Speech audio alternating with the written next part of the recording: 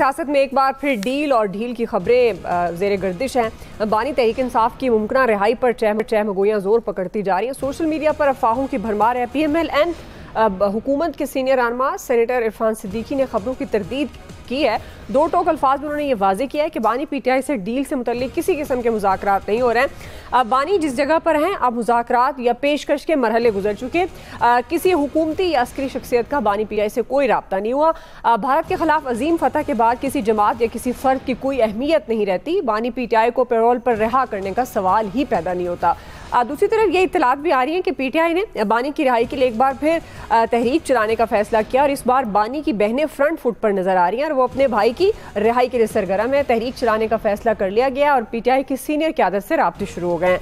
अब आपसे आगाज़ करी हूँ चूँकि मुल्क की सियासत में एक बार फिर डील और ढील की जो खबरें आ रही हैं बानी PTI के रिहाई से मुतल्लिक अफवाहों में किस हद तक हकीकत है?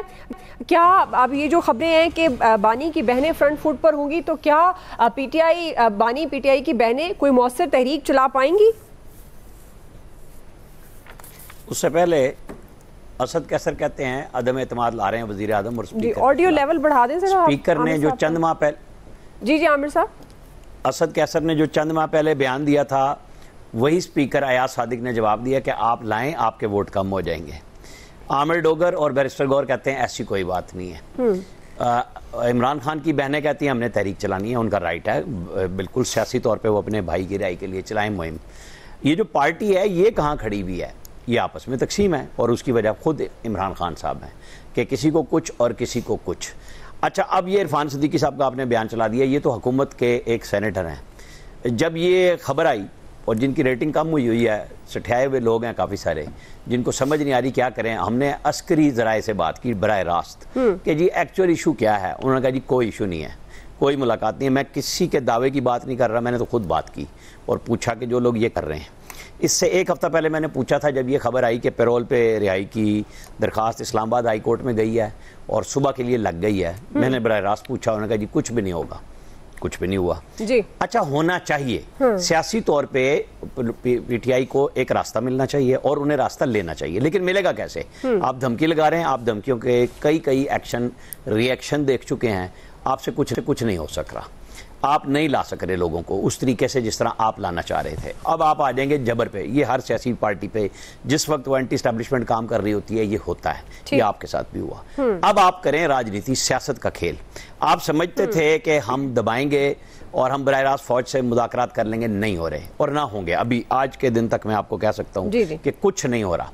तो सियासत ये है कि शहबाज शरीफ ने जो बात खड़े होकर कही है ना, जाके काबू कर लें उसे सियासत में उसी फ्लोर पे कहें कि हम बैठना चाहते हैं, आओ बात करो हमसे। ये जो एक कहता है बात करने हैं बैरिस्टर गौर और उमर अयूब अपोजिशन लीडर, जिसको ना तो ये था कि आर्मी के पास एम्यूनेशन है, एयरफोर्स के पास वो नहीं है, तेल नहीं है, तो ये जंग कैसे लड़ेंगे? और अब ये सारे जंग के वालिद साहब बन गए हैं, क्योंकि वो फातेह के तो सारे वालिद हो जाते हैं ना, सारी माएँ बन जाती हैं, क्योंकि ये तो सारे कह रहे थे आप लड़ ही नहीं सकते, क्या आपने हमें पकड़ने के लिए लगाया हुआ है? वो सारे अकाउंट सबके पास मौजूद है। ये जो कौमी वहदत आई है ना, ये 5 राफेल जब गिराए हैं ना, अल्लाह के फजल से कौम ने अपना फैसला खुद किया, किसी के कहने पे नहीं किया। ये हर पाकिस्तानी ने अपना फैसला खुद किया। अब करने का काम क्या है? वो ये है कि आप सियासत करें, असेंबली में प्राइम मिनिस्टर को काबू करें, उनको रोजाना की बुनियाद पे याद कराएं कि आप हमारे साथ बैठे हैं। अगर वो नहीं बैठते तो पब्लिक में आ जाएगा ना चेहरा क्या ऑफर कर रहे हैं। शहबाज शरीफ ने चौथी 5वीं दफा ऑफर किया। सही है जी आया साहब। तो ये जो PTI की मौजूदा क़यादत था ना, ये तो खुद को रिहा नहीं करा सकती, इन्होंने इमरान खान को कहाँ से रिहा कराना? खुदा का खौफ करें। ये मतलब ये इतने ज्यादा वो कहते हैं ना, ये जलेबी की तरह सीधी हैं चीजें, बिल्कुल कोई मतलब इसमें अभाव नहीं है। ये अपने अपने एजेंडे पे हैं, सारे लोग लगे हुए हैं, बस चीज़ें बर्बाद करना इनसे बेहतर कोई कर नहीं सकता। लेकिन दूसरी बात ये है कि सियासी हम आहंगी होनी चाहिए। ये कोई इसमें डाउट नहीं है कि ये कौम किसी के कहने पे मुतहद नहीं हुई थी। ये ज़ाहिर है जब दिफाए वतन का मामला आता है तो ये कौम है ही ऐसी। फिर ये वो बयानुम मरसूस जो है वो इसी कौम के लिए शायद ये वाकई सीसा पलाई दीवार बनती है ये कौम, और ये बन के दिखाया इन्होंने उस मौके पे।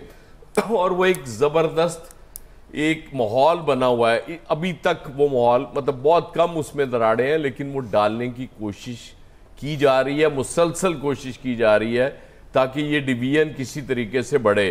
और वो उन्हीं लोगों की तरफ से ये होता है जिनके ज़ाहिर अपने मफादात हैं, जो चाह रहे हैं कि जी हम फायदे में रहें, बाकी उनको फर्क नहीं पड़ता ना इससे कि कौम किधर जा रही है। लेकिन अब पॉलिटिकल डिसीजंस अगर हैं तो फिर मेरे प्राइम मिनिस्टर साहब किधर हैं? क्योंकि उस वक्त में फिर पीटीआई क्यों नहीं है जो आपके साथ वो खड़ी थी वहां?